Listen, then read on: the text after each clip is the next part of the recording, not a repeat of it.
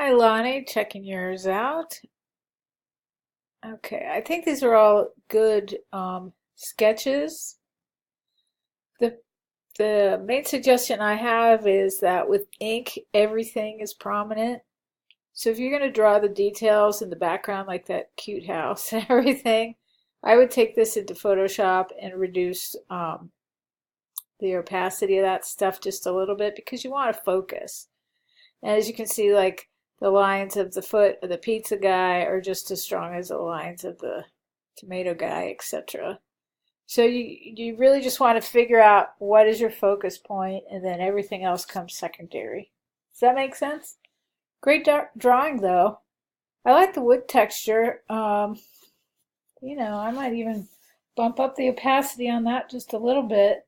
I do think it needs color though. I mean, it's the most colory idea ever. There's a lot of wonderful illustrations that use vegetable. Let's see if I can spell this. Vegetable cartoon people. Let's just, for fun, look, see what some other people have done. Those aren't vegetables that you did exactly, though. So let's type in. So you see, just very bright junk food cartoon people.